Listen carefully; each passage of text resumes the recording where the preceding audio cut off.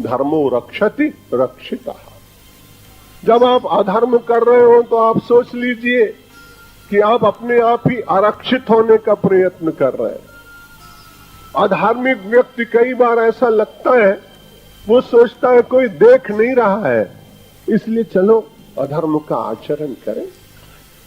लेकिन आप भूल जाते हैं कि उस समय प्रकृति के कई तत्व आपके उस पाप को देखते हैं। सूर्य देखता है, चंद्रमा देखता है, दिशाएं देखती हैं, परमात्मा देखता है, आपका इष्टदेव देखता है, आपका गोत्र का ऋषि देखता है, और सबसे बड़ी बात आपकी अंतरात्मा देखती है। तो केवल अगर नहीं देखता है तो केवल मन नहीं देखता है।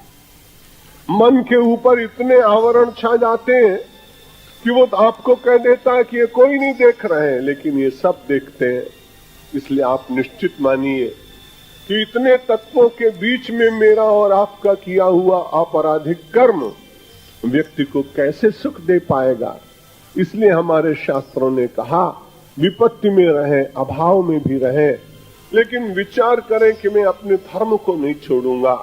तो विपत्ति के समय अगली विपत्ति कोई आई मान लो, और आपने निश्चित रूप से धर्म का आचरण किया, तो आप मान लीजिए कि धर्म आपका रक्षण करने निश्चित आएगा। इतिहास में ऐसे अनेक प्रमाण मिलते हैं जिन्होंने विपत्ति के काल में भी अपने आदर्शों, अपने धर्म का परित्याग नहीं किया है। जो लोग आदर्श और धर्म का परित्याग करते हैं वे इतिहास पुरुष नहीं होते, उनको हम प्रमाण नहीं मान सकते। और यदि उनको प्रमाण माने तो जो विपत्ति के बीच में वो आज फंसे दिखते हैं, कल वो विपत्ति अपने ऊपर भी निश्चित रूप से आएगी। इसलिए किसी ने भ्रष्टाचार के द्वारा कोई बहुत बड़ा प्रासाद जैसा भवन बना लिया, बहुत बड़े उसने फार्म हाउस बना लिए, बहुत सारा और कुछ एकत्र कर लिया, लेकिन आप जानते हैं कि कभी जब प्रगटीकरण होता है तो वे लोग कितनी बड़ी विपत्ति में आ जाते हैं। वे आदर्श नहीं हो सकते। आदर्श तो हो सकते हैं कि राणा प्रताप जी ने, महाराणा प्रताप ने अपने पुत्रों को देखा कि एक ऊद बिलाव आया जंगल से, और घास की रोटियां, घास के अनाज की रोटियां वो उनके पुत्रों की पुत्री के हाथ में थी और वो छीन कर ले गया। तब राणा प्रताप के मन में एक क्षण के लिए विचार आया कि धर्म पर चलने वाले को क्या इतना कष्ट उठाना पड़ता। और उस दिन उन्होंने विचार किया कि आज मुझे अकबर के नाम एक पत्र लिखना चाहिए और उससे किसी प्रकार से संधि करके इस दुख से मुक्ति पाने का मार्ग ढूंढना चाहिए। क्योंकि मैं कष्ट उठाऊं ये ठीक है, लेकिन मेरी संतानों को भी भरपेट भोजन न मिल पाए, राजकुल में उत्पन्न होने पर भी घास की मिली और घास के दानों से निकली हुई रोटी वे न खा सके, कब तक मैं सहन करूंगा। मैंने सुना, कहीं इतिहास में पढ़ा कि उसी समय एक कोई बहुत ही वीर क्षत्रिय आया, ना मुझे उसका नहीं आता है याद। वो गया और उसने जाके प्रणाम किया महाराणा प्रताप को। उन्होंने कहा, महाराज सब लोग तो संधि का प्रस्ताव भेज चुके, सब लोगों ने शौर्य को समाप्त कर दिया है, सब लोगों ने स्वाभिमान शून्य जीवन स्वीकार कर लिया है। आप इतनी विपत्ति में अकेले ऐसे खड़े हैं जो आपके स्वाभिमान के कारण हम जैसे सामान्य लोगों को बल मिल रहा है। राणा प्रताप जी, आपके चरणों में निवेदन है कि आप संधि का विचार मत करना, क्योंकि अब उस वेला में आप पहुंच गए हैं जब पूरा समाज आपकी सेवा करने के लिए तैयार हो जाएगा। उस व्यक्ति ने कहा, यदि आपने हार मान ली, पराजय मान ली और उसके शरणागत हो गए यवन के, तो दुनिया में मूछ की लाज चली जाएगी। आज भी लोग कहते हैं मूछ तो उसकी ऐसी है जैसी राणा प्रताप की। राणा प्रताप ने मूछ की महिमा बढ़ा दी। और उसके बाद देखिए कि सारे जितने भील थे वे सब दौड़ कर आए। उन्होंने कहा, हम आपकी सेना बनेंगे। उनका एक बड़ा धनी व्यक्ति भामा शाह, उसने कहा, अब आप अकेले नहीं है, भामा शाह कमाएगा लेकिन थैली पर अधिकार आपका होगा, राष्ट्र का होगा। राणा प्रताप जहां चाहेंगे वहां वो संपत्ति खर्च की जाएगी।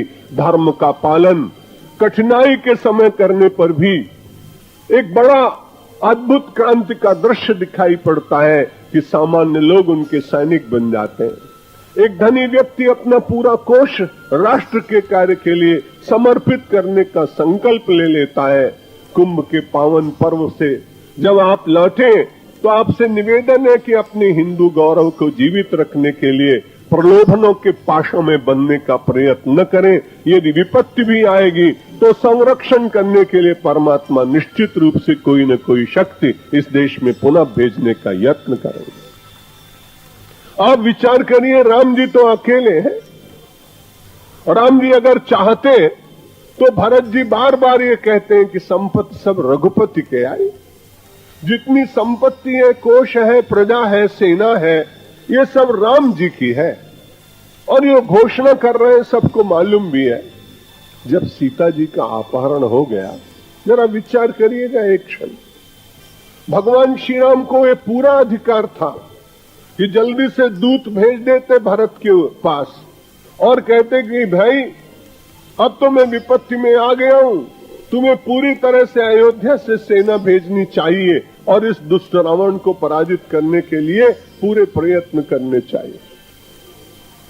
कभी कभी विचार आता है, इतना सरल सा उपाय भगवान सोच नहीं सके।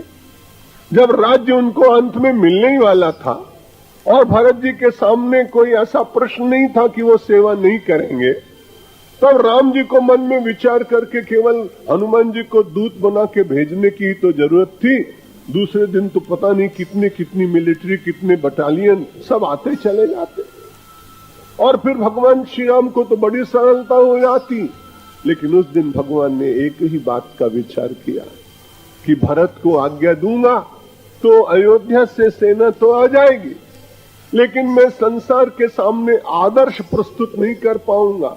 इसलिए उन्होंने भी भगवान से प्रार्थना की कि मैं अवतार हूं तो ठीक है, लेकिन व्यापक ईश्वर, यदि मैंने सच्चे मन से धर्म का पालन किया हो तो मुझे अयोध्या से सेना न बुलानी पड़े, देवता मेरे सैनिक बन करके आए और वहां वानर भालू देवता धरती पर आए और वे वानर और भालू बनकर एक धर्म प्राण भगवान श्री राम मर्यादा पुरुषोत्तम की सेवा में लग गए। देवताओं के मन में इच्छा जागती है धर्मशील आदमी की सेवा करने की।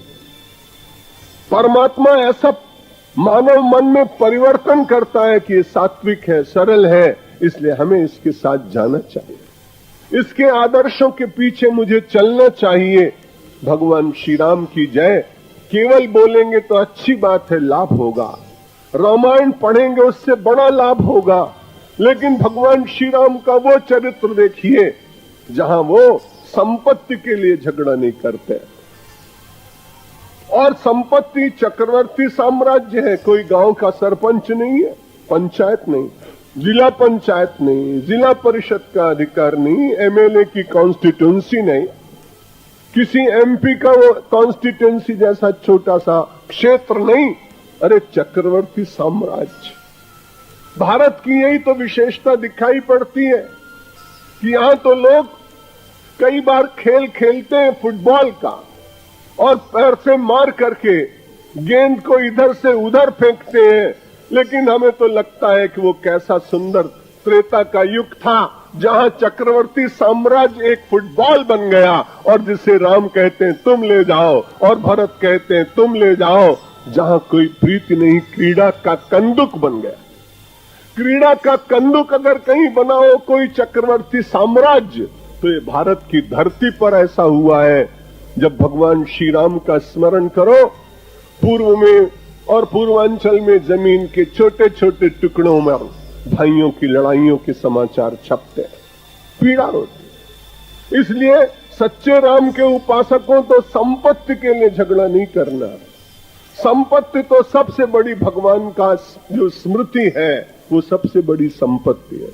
कहे हनुमंतो विपत्ति प्रभु सोई कि जब तब सुमिरन भजन न हो।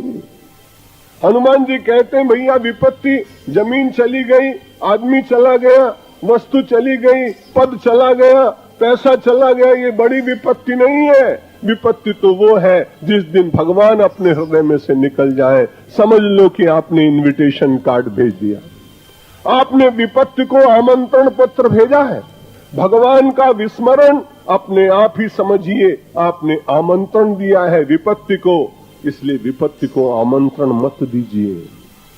परमात्मा का स्मरण करिए और परमात्मा की प्रतिज्ञा है, वे बालक की तरह से अपने भक्त को रखते हैं। और ये कहा गया है कि करऊं सदा तिन कर रखवारी, कि जिमी बाल कहीं राखू महतारी। परमात्मा का स्मरण करने वाले के ऊपर बड़ा संरक्षण है, विश्वंबर का हाथ है उसके ऊपर। वो निरंतर विचार करता है, मैंने अपने कर्तव्य का पालन प्रामाणिकता से किया, इसके बाद फलाशा की चिंता क्यों करनी चाहिए। अगर 30 दिन काम करने के बाद मुनि अच्छी तरह से बही खाता लिखता है तो सेठ उसको ठीक ठीक पैसा दे देता है। पहली तारीख को बुलाकर कहता है कि अपना वेतन ले जाना। अगर एक मुनीम को पहली तारीख पर बराबर वेतन एक सेठ देता है तो सत्कर्म करने के बाद हमारे संसार का सबसे बड़ा सांवलिया शाह परमात्मा मुझे क्यों नहीं देगा, ऐसा विचार करोगे तो परमात्मा के चरणों में आस्था कभी नहीं टूटेगी। आज आस्था का संकट है, आज निष्ठा का संकट है, आज आदर्शों को भूलुंठित करते हुए प्रसन्न होते हुए लोग समाज को अपने को आदर्श बनाने का प्रयत्न कर रहे हैं। इनमें सावधान रहने के लिए तो कुंभ का मेला है, जहां व्यक्ति का अंतर का स्वाभिमान जागे, परमात्मा के चरणों में प्रीति जागे, परिवार के प्रति समता का भाव जागे। भारत माता हम सब लोगों की सबसे बड़ी पूज्या देवी है, यह भाव सबके मन में जागे। स्वामी विवेकानंद ने 108 वर्ष पहले शिकागो की धर्म सभा में लोगों को संबोधित करने के बाद कहा था कि मैं सबको मानता हूं, लेकिन मेरी माता तो सबसे बड़ी भारत माता है। उनके गुरु दुर्गा माता को मानते थे, काली माता को रामकृष्ण परमहंस। स्वामी विवेकानंद ने कहा मेरी तो माता दुर्गा माता तो है, लेकिन मैं तो मानता हूं कि भारत माता सबसे बड़ी माता और सबसे बड़ी देवी। यदि अगले 100 वर्ष तक लोग अन्य देवताओं को भूल भी जाएं और यदि भारत माता की उपासना हो तो निश्चित रूप से भारतवर्ष एक दिन जगत गुरु के पावन आसन पर बैठेगा। 4-6 महीने पहले अमेरिका की यूनाइटेड नेशंस में मेरा प्रवचन हुआ, संयुक्त राष्ट्र संघ में। देश के और भी अनेक महात्मा गए थे। वहां हम सब लोगों ने कहा कि आप चाहे जितने बड़े धनी देश हो और आपकी ईसाइयत चाहे जितनी आपको सुविधाएं दे रही हो, लेकिन आप जाएंगे कुंभ के मेले में तो आप देखेंगे सैकड़ों और हजारों ईसाई युवक गोरे लोग, यहाँ धूल और यहाँ धूप और यहाँ पानी। वहां तो वो पानी में कभी स्नान करते नहीं। विदेश में कोई आदमी नदी में स्नान नहीं करता है, क्योंकि उनके यहाँ पोल्यूटेड वाटर होता है, प्रदूषित जल होता है। और वो लोग यहाँ पर हम सब लोगों के साथ कल शाही स्नान में मौका मिले और डुबकी लगाने के लिए तैयार थे। मैं तो सोचता हूँ कि 21वीं सदी हिंदू धर्मावलंबियों की सदी है, जब देश में अनेक दुष्ट लोग आएंगे और गंगा में स्नान करेंगे, भागवत की कथा सुनेंगे, रामनामी चादर ओढ़ेंगे, कंठी में तुलसी और रुद्राक्ष की माला डालेंगे। तब हम उनसे कहेंगे कोई चिंता करने की बात, हम शिव को मानते हैं, हम हिंदू हैं। हम विष्णु को मानते हैं, हम हिंदू हैं।